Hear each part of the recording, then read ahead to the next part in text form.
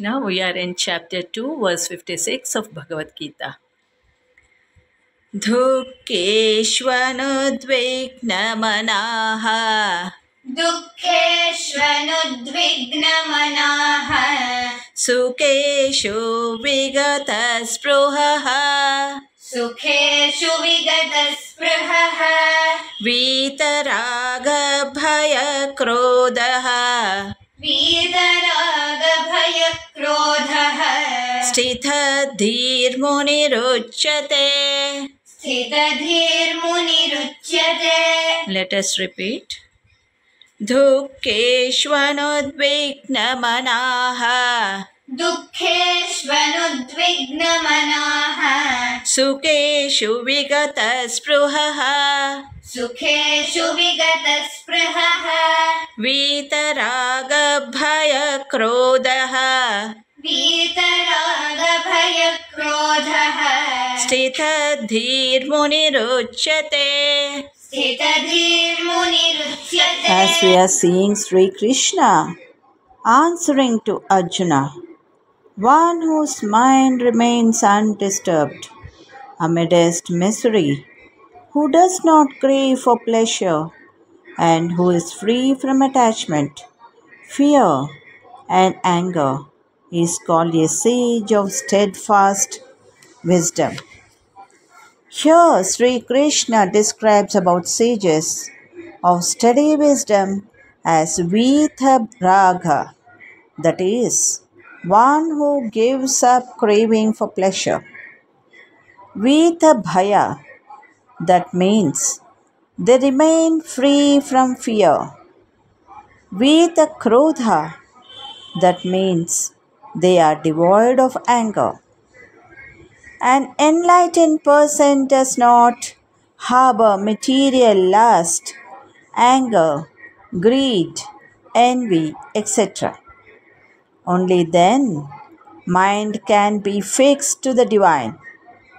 But if one permits the mind to breed over miseries, then the divine ceases.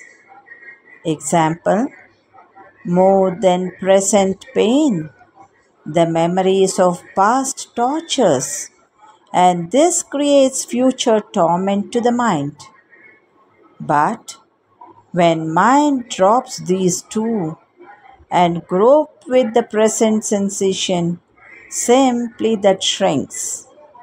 The moral is, this simple technique was adopted by Buddhist monks for tolerating torture from invading conquerors. Similarly, mind craves for external pleasures, so it's diverted from divine. But the sage of divine wisdom does not allow this. To this way, the mind becomes situated on the transcendental level. ಹರೇ ಶ್ರೀಕೃಷ್ಣ. ಶ್ರೀಮದ್ ಭಗವದ್ಗೀತೆ ಅಧ್ಯಾಯ 2 ಶ್ಲೋಕ 56. ದುಃಖೇಷ್ವನುದ್ವಿಗ್ನಮನಾಃ ಸುಖೇಷು ವಿಗತಸ್ಪೃಹಃ वीतरागभयक्रोधः ಸ್ಥಿತಧೀರ್ಮುನಿರುಚ್ಯತೆ. ಒಂದು ವಾಸ್ತವ ನಿರ್ಣಯಕ್ಕೆ ಬಾರದೆ ಮನಸ್ಸನ್ನು ವಿಧವಾಗಿ ಕದಡಿ ಊಹೆಗಳಲ್ಲಿ ತೊಡಗಿಸಬಲ್ಲವನನ್ನು ಮುನಿ ಎಂದು ಕರೆಯಲಾಗುತ್ತದೆ. ಪ್ರತಿಯೊಬ್ಬ ಮುನಿಗೂ ತನ್ನದೇ ಆದ ದೃಷ್ಟಿಕೋನವಿದೆ. ಇತರ ಮುನಿಗಳ ಅಭಿಪ್ರಾಯಗಳಿಗಿಂತ ಬೇರೆಯಾದ ಅಭಿಪ್ರಾಯವಿಲ್ಲದವನನ್ನು ಮುನಿ ಎಂದು ಕರೆಯುವುದೇ ಸಾಧ್ಯವಿಲ್ಲ ಎನ್ನುತ್ತಾರೆ. ಹೀಗೆಂದರೆ ಮನಸ್ಸಿನ ಊಹೆಗಳ ಹಂತವನ್ನು ದಾಟಿ ಪ್ರಭು ಶ್ರೀಕೃಷ್ಣ ಅಥವಾ ವಾಸುದೇವನೇ ಸರ್ವಸ್ವ ಎನ್ನುವ ನಿರ್ಣಯಕ್ಕೆ ಬಂದವನು ಅವನನ್ನು ಸ್ಥಿತಧೀರ್ ಮುನಿ ಅಥವಾ ಸ್ಥಿತ ಮನಸ್ಸಿನ ಮುನಿ ಎಂದು ಕರೆಯುತ್ತಾರೆ. ಹೀಗೆ ಪೂರ್ಣ ಕೃಷ್ಣ ಪ್ರಜ್ಞೆಯುಳ್ಳವನಿಗೆ ತ್ರಿವಿಧ ದುಃಖಗಳ ಆಕ್ರಮಣದಿಂದ ಮನಸ್ಸು ಕಲಕುವುದಿಲ್ಲ. ಏಕೆಂದರೆ ಅವನು ಎಲ್ಲ ದುಃಖಗಳನ್ನು ದೈವ ಕೃಪೆಯೆಂದು ಸ್ವೀಕರಿಸುತ್ತಾನೆ. ತನ್ನ ಹಿಂದಿನ ಅಪರಾಧಗಳಿಂದಾಗಿ ತಾನು ಇನ್ನೂ ಹೆಚ್ಚಿನ ದುಃಖಕ್ಕೆ ಮಾತ್ರ ಅರ್ಹ ಎಂದು ಭಾವಿಸುತ್ತಾನೆ ಮತ್ತು ಭಗವಂತನ ಕೃಪೆಯಿಂದ ತನ್ನ ದುಃಖಗಳು ಕನಿಷ್ಠ ಪ್ರಮಾಣಕ್ಕಿಳಿದಿವೆ ಎಂದು ಕಾಣುತ್ತಾನೆ. ಹೀಗೆಯೇ ತನಗೆ ಸುಖವು ಬಂದಾಗ ತಾನು ಸುಖಕ್ಕೆ ಅರ್ಹನಲ್ಲ ಎಂದು ಭಾವಿಸಿ ಭಗವಂತನೇ ಅದಕ್ಕೆ ಕಾರಣ ಎಂದು ಕೃತಜ್ಞನಾಗುತ್ತಾನೆ. ಭಗವಂತನ ಕೃಪೆಯಿಂದ ಮಾತ್ರವೇ ತಾನು ಇಷ್ಟು ನೆಮ್ಮದಿಯ ಸ್ಥಿತಿಯಲ್ಲಿದ್ದು ಭಗವಂತನಿಗೆ ಇನ್ನೂ ಉತ್ತಮವಾದ ಸೇವೆಯನ್ನು ಸಲ್ಲಿಸುವುದು ಸಾಧ್ಯವಾಗಿದೆ ಎಂದು ಅರಿತುಕೊಳ್ಳುತ್ತಾನೆ.